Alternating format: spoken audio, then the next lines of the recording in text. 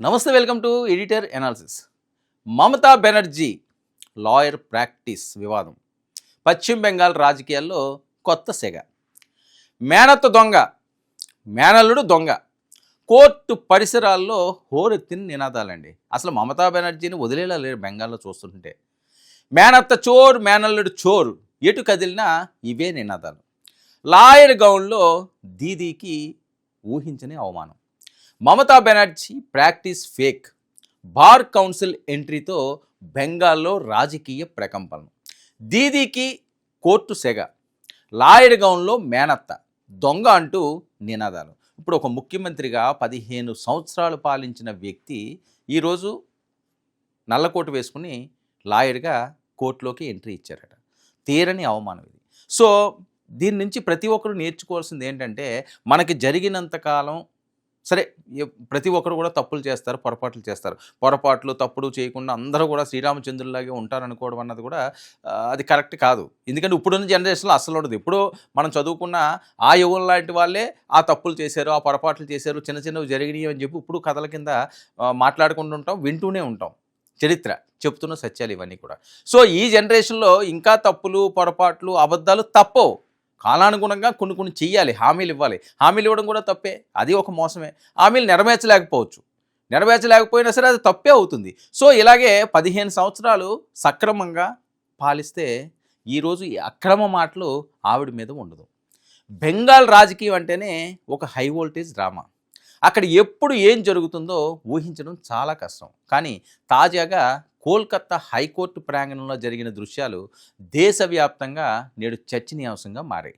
3 దశాబ్దాల రాజకీయ ప్రస్థానం, ఓటమి ఎరుగని పోరాటం, ఒక రాష్ట్రానికి ముఖ్యమంత్రి, అన్నీ ఉన్న ఆ ఒక్క పిలుపు ఆమెను ఉక్కిరి బిక్కిరి చేసింది.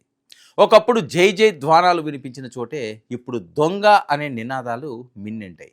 లాయర్ గౌను వేసుకుని కోర్టు గడప తొక్కిన దీదీకి అడుగడుగున అవమానాలు ఎదురయ్యాయి. అసలు మమతా బెనర్జీ లాయర్ ప్రాక్టీస్ చెల్లుతుందా? బార్ కౌన్సిల్ ఆఫ్ ఇండియా ఇచ్చిన షాక్ ఏంటి? మేనత్త, మేనల్లుణ్ణి టార్గెట్ చేస్తూ వినిపిస్తున్న ఆ నినాదాల వెనుక ఉన్న పొలిటికల్ థ్రిల్లర్ వివరాలేంటో ఇప్పుడు చూద్దాం. బెంగాల్ వీధుల్లో పులిలా గర్జించే మమతా బెనర్జీ ఇవాళ కోర్టు మెట్లు ఎక్కారు. కానీ ముఖ్యమంత్రిగా కాదు, ఒక న్యాయవాదిగా.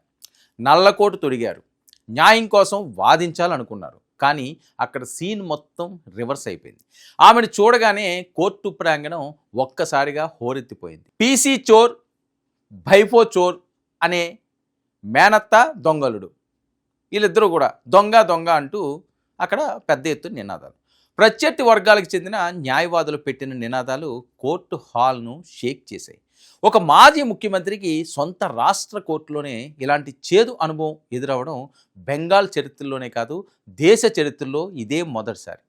అసలు వివాదం ఇక్కడే మొదలైంది. మమతా బెనర్జీ కోర్టులో వాదించే అర్హత ఉందా? ఆమె దగ్గర చెల్లుబాటు అయ్యే సర్టిఫికెట్ ఆఫ్ ప్రాక్టీస్ ఉందా అనే ప్రశ్నలు ఒక్కసారిగా తెరపైకి వచ్చాయి. ఈ వివాదం ఎంత ముదిరిందంటే సాక్షాత్తు బార్ కౌన్సిల్ ఆఫ్ ఇండియా రంగంలోకి దిగింది. వెస్ట్ బెంగాల్ బార్ కౌన్సిల్కు సీరియస్ ఆదేశాలు కూడా జారీ చేసింది. ఏంటి ఆదేశాలు? మమతా బెనర్జీ ఎన్రోల్మెంట్ వివరాలు ఏవి, ఆమె ప్రాక్టీస్ స్టేటస్ ఏంటి, మధ్యలో ఎప్పుడైనా సస్పెండ్ అయ్యిందా, మళ్ళీ ఎప్పుడు ప్రారంభించారు, ఈ రికార్డులన్నీ 48 గంటల్లో తమ ముందు ఉంచాలని డెడ్లైన్ విధించింది. దీంతో దీదీ రాజకీయ భవిష్యత్తుతో పాటు ఆమె న్యాయవాద వృత్తిపై కూడా సందిగ్ధత ఇప్పుడు నెలకొంది. గతంలో సువేందు అధికారికి సంబంధించిన కేసులో కూడా మమత లాయర్ గౌన్లో మెరిశారు. అప్పుడు లేని అభ్యంతరం ఇప్పుడు ఎందుకు? అప్పట్లో కోర్టు ఎలా అనుమతి ఇచ్చింది అన్న ప్రశ్నలు తృణమూల్ వర్గాల నుంచి ఇప్పుడు వస్తున్నాయి. అయితే చట్టం ప్రకారం కేవలం ఎల్ఎల్బి పూర్తి చేస్తే సరిపోదు. స్టేట్ బార్ కౌన్సిల్ నమోదు చేయాలి, నిరంతరం ప్రాక్టీస్తో ఉండాలి. మరి ముఖ్యమంత్రి వంటి రాజ్యాంగ పదవుల్లో ఉన్నప్పుడు ప్రాక్టీస్ చేయవచ్చా లేదా అన్నది ఇప్పుడు ఒక పెద్ద లీగల్ థ్రిల్లర్లా మారింది. ఒకవేళ రికార్డుల్లో తేడాలు ఉంటే మమతాకు ఇది కోలుకోలేని దెబ్బ కూడా కానుంది. ఇప్పటికే ఆవిడ చాలా దెబ్బలు తిన్నది, ఇది మరొక పెద్ద దెబ్బ కానుంది. కానీ ఇక్కడ రాజకీయం అంతకంటే వేగంగా మారుతుంది. పీసీ బైఫో అంటే మేనత్త, మేనల్లుడు అనే నినాదం ఇప్పుడు బెంగాల్లో ఒక అస్త్రంగా మారింది. మేనత్త మమత, మేనల్లుడు అభిషేక్ బెనర్జీ. ఈ ఇద్దరు చుట్టూనే అవినీతి సామ్రాజ్యం నడుస్తుందని బీజేపీ గట్టిగా నమ్ముతుంది. ఇక టీచర్ నియామకాల స్కామ్, ఎన్నికల అనంతరం హింస, ఇలా వరుస ఘటనలతో ఇప్పటికే ఇబ్బందుల్లో ఉన్న టీఎంసీకి ఈ కోర్టు ఉదంతం మరింత తలనొప్పిగా నేడు మారింది. దీదీ ఇమేజ్ను డ్యామేజ్ చేయడానికి ప్రత్యర్థులు ఈ అవకాశాన్ని అస్సలు వదులుకోవడం లేదు. దీదీ ప్రాక్టీస్ స్టేటస్పై బార్ కౌన్సిల్ ఇచ్చే నివేదిక ఏదన్నా కావచ్చు, కానీ రాజకీయంగా మాత్రం యుద్ధం మొదలైంది. ఒకప్పుడు బెంగాల్ ఆత్మగౌరవంగా పిలుచుకున్న మమత ఇవాళ సొంత గడ్డపైనే నిరసన సెగను ఎదుర్కోవడం గమనార్హం. ఇది కేవలం ఒక సర్టిఫికెట్ వివాదమా, లేక మమతా బెనర్జీ రాజకీయ పతనానికి నాంది ప్రస్తావన? బార్ కౌన్సిల్ రికార్డులు బయటకు వస్తే కానీ ఈ పొలిటికల్ సస్పెన్స్కు తెరపడదు. సో ఓవరాల్గా చూస్తే మమతాకి ఒక పక్క పూర్తి స్థాయిలో తను పదవి కోల్పోయింది. 15 సంవత్సరాల ప్రస్థానం, ఇష్టం వచ్చినట్లుగా ఆవిడ అడ్డగోలుగా ఎవరు పడితే వాళ్ళతోటి అవినీతులు చేయిందని, అవినీతి సామ్రాజ్యానికి ఆవిడ ఒక మహారాణిలాగా ఉందని. ఇంకా మేనల్లుడు సంగతి అయితే వేరే చెప్పనవసరం లేదు. దీదీని పూర్తిగా ముంచింది మేనల్లుడి అని. దీనికి తోడు అక్రమ చొరబాటుదారులు, ఇది ఒకటి పెద్ద ఆరోపణలు ఆవిడ మీద ఉన్నాయి. అక్రమ చొరబాటుదారులకు కేర్ ఆఫ్ అడ్రస్గా బెంగాల్ మారడానికి ప్రధాన కారణం దీదీ అక్కడ పాటించిన వైఖరి. బంగ్లాదేశ్ నుంచి పెద్ద ఎత్తున అక్రమదారులందరూ రావడం, పాకిస్తాన్ నుంచి కూడా కొంతమంది చొరబడినట్లు, అక్కడ సొరంగాలు ఉన్నట్టు, అక్కడ కంచి కట్టడానికి కూడా ఆవిడ ఒప్పుకోకపోవడం, ఇవన్నీ చూస్తుంటే జరగరాంది ఏందో బెంగాల్ వేదికగా జరిగింది గతంలోని. అది దేశం నలుమూలలా కూడా వ్యాపించింది. ఈ ఎఫెక్ట్ వల్ల దేశానికే ఇబ్బందికర పరిస్థితులు ఏర్పడే ప్రమాదం పొంచి ఉంది అని. సో దీని మీద ఖచ్చితంగా ఎక్కడికక్కడ ఏరువేతలు మొదలుపెట్టారు. స్పెషల్ ట్రీట్మెంట్లు కూడా ఆల్రెడీ స్టార్ట్ చేశారు.